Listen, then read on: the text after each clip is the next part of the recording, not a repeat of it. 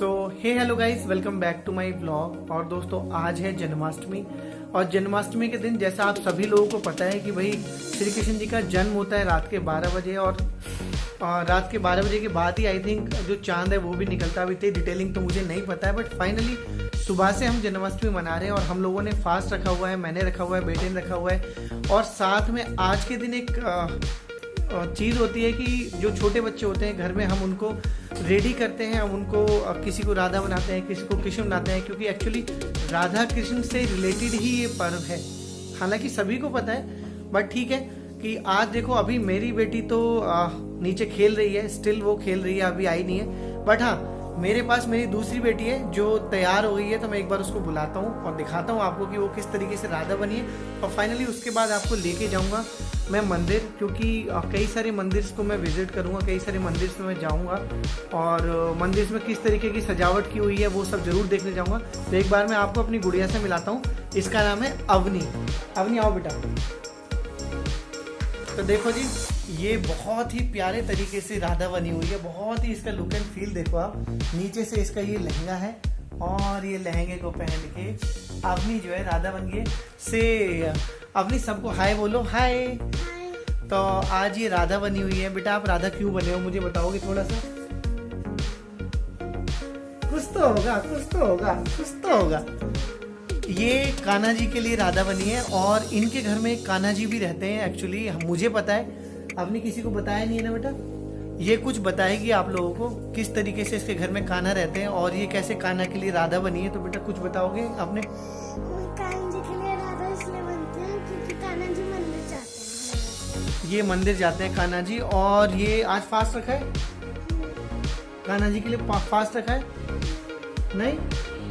ठीक है दोस्तों, तो इसने फास्ट नहीं रखा है, कोई बात नहीं। फाइनली मैंने फास्ट रखा है और सक्षम ने फास्ट रखा है। सक्षम, ये सक्षम आज के दिन फास्ट क्यों रखा है, इसके बारे में कुछ बताओगे? मेरे फेवरेट भगवान जी हैं इसके फेवरेट भगवान जी हैं भाई। तो देखो, इसके फेवरेट है, मेरे फेवरेट है, तो सबके फेवरेट है। अब चलते हैं एक बार भगवान जी के दर्शन के लिए। एक बार घर से निकलता हूँ क्योंकि ऑलमोस्ट 10 बजने वाला है, पौने 10 हो गए। तो एक बार लेके निकलता हूँ बाहर, किस तरीके से मुझे मंदिर की सजावट देखने को मिलेगी, कैसा है। एक बार चलते हैं बाहर दोस्तों और भगवान जी के दर्शन करके आते हैं।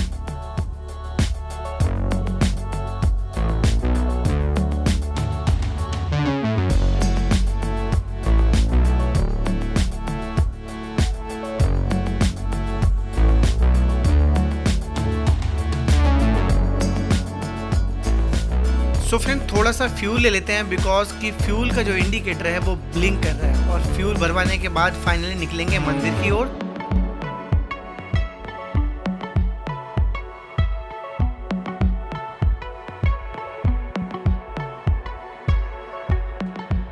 और दोस्तों, मैं तो घर से निकलने से पहले सोच रहा था कि रोड पर ट्रैफिक होगा, इसलिए मैं स्कूटी से निकला। बट फाइनली क्योंकि जन्माष्टमी है, सारे लोग अपनी पूजा में, अपनी तैयारियों में लगे हुए हैं, तो फाइनली रोड बिल्कुल खाली मिला है हमें और हम स्पीडली जो है वो मंदिर की तरफ बढ़ रहे हैं।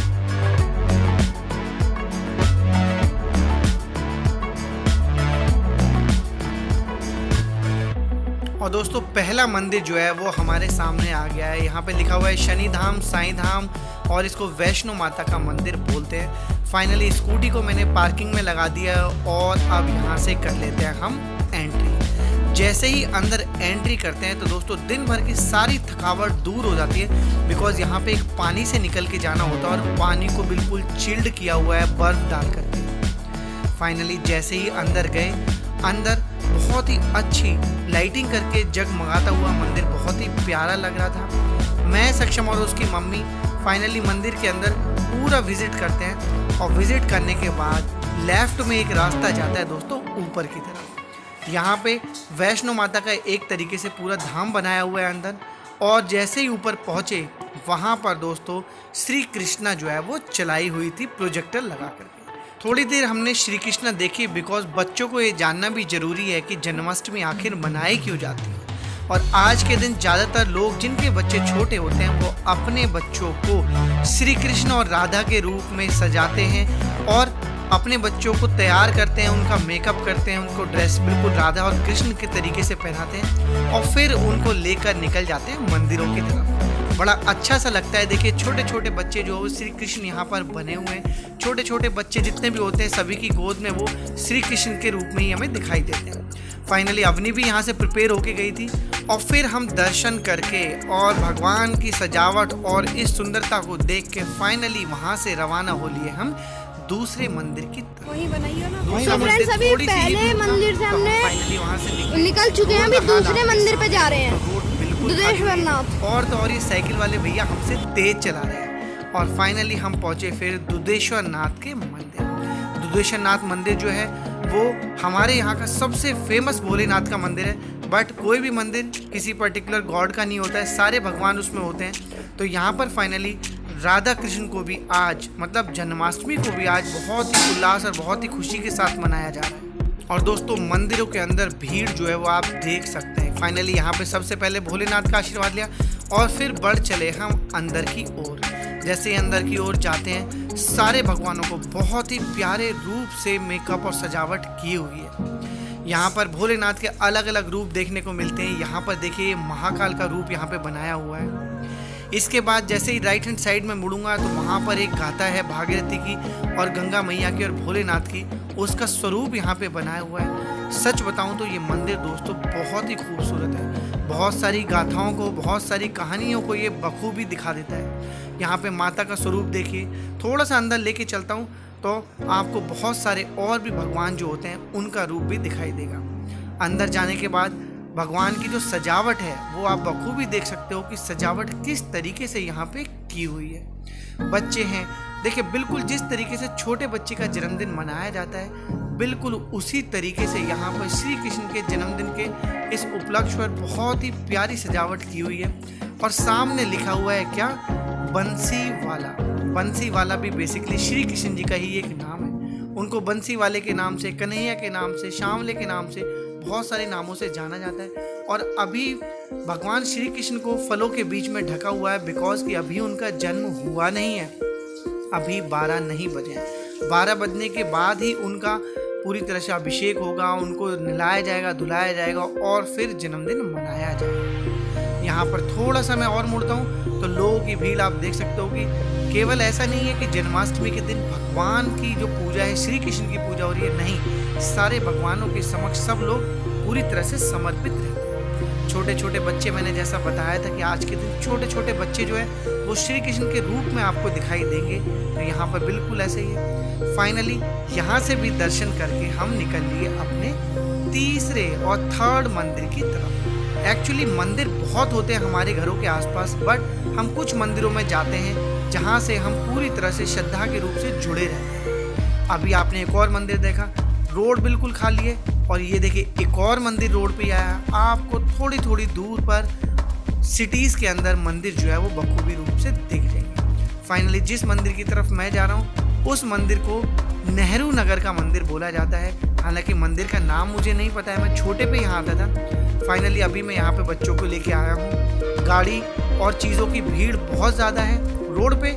जो रोड पे ट्रैफिक नहीं है बट जहाँ मंदिर है वहाँ पे थोड़ा थोड़ा जाम है। और देखिए यहाँ से मंदिर की सजावट जो है वो शुरू हो गई है। हम मंदिर की तरफ बढ़ लिए क्योंकि मंदिर है, जन्माष्टमी का त्यौहार है। तो दोस्तों देखिए छोटे छोटे दुकानदार जो हैं वो छोटी छोटी चीज़ों की स्टॉल भी यहाँ पर लगा कर बैठे हैं। बच्चों के लिए खेल खिलौने, क्योंकि छोटे छोटे बच्चे होते हैं वो टॉयज़ को देख करके पागल से हो जाते हैं, उनको टॉयज़ चाहिए होते हैं। तो यहाँ पर छोटे बच्चों के हिसाब से छोटी छोटी स्टॉल्स जो है वो लगी हुई है। साथ में गोलगप्पे, टिक्की की छोटे छोटे झूले और खाने पीने का अरेंजमेंट यहाँ पे पूरी तरह से किया हुआ है। और यहाँ पर देखिए हम मंदिर के अंदर एंट्री करते हुए एंट्री से बाहर ही देखिए कितनी प्यारी मूर्तियाँ यहाँ पर बनी हुई हैं। जैसे ही अंदर जाते हैं, अंदर देखते हैं कि चारों तरफ से बिल्कुल पब्लिक ने कुछ घेरा हुआ है और बहुत ही प्यारे म्यूजिक की और साउंड की आवाज़ आ रही है। तो फाइनली हमें भी उत्सुकता हुई ये देखने की कि अंदर क्या हो रहा है।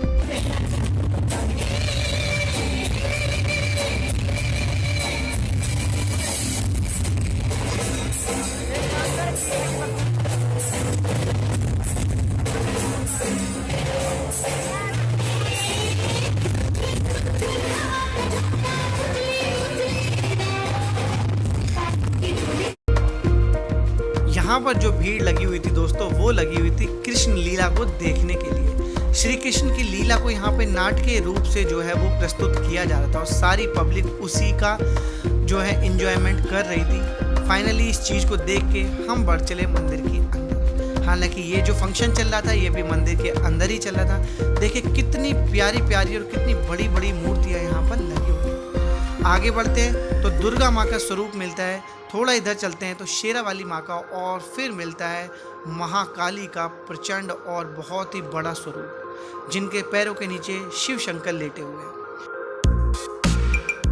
थोड़ा सा आगे बढ़े तो फिर से बहुत लंबी लाइन लगी हुई थी ये देखने के लिए कि भैया यहाँ पे श्री कृष्ण जी को किस तरीके से झूले में झुलाया है। हालांकि मैं उस लाइन में लगा नहीं और फाइनली जो बड़ी मूर्तियाँ थी श्री कृष्ण की जो बहुत ही प्यारी लग रही थी, मैं वहाँ पर आकर के नतमस्तक होकर के और आगे बढ़ गया। और फाइनली दोस्तों मैं इस बड़े से बहुत ही बड़े से मंदिर से बाहर आ रहा था तो देखिए यहाँ पर एक और झांकी लगी हुई थी जहाँ पे श्री कृष्ण की लीला को बखूबी दर्शाया गया है, जहाँ पे गोवर्धन पर्वत को उन्होंने अपने उंगली पर उठाया।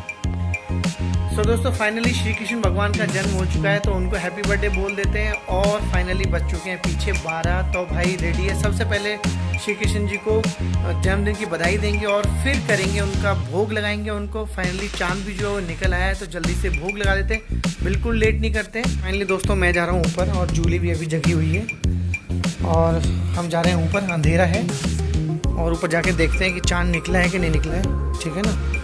हालांकि 12 बज गए हैं तो होपफुली चांद तो निकल जाना चाहिए।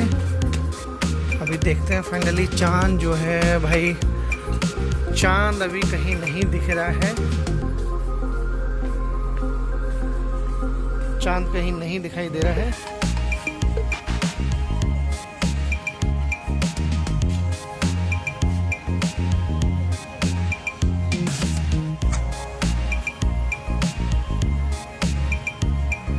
चांद बिल्कुल भी नहीं निकला दोस्तों, थोड़ा सा और वेट कर लेते हैं। और फाइनली दोस्तों काफ़ी देर तक चांद नहीं निकला और हमने अपने मन में इस स्वरूप बना करके कि श्री कृष्ण का जन्म हो चुका है उनको भोग लगाया, उनको आग दिया और उसके बाद में अपने फास्ट को खोल के जन्माष्टमी के इस पर्व को बखूबी पूरी खुशी और उल्लास के साथ मनाया।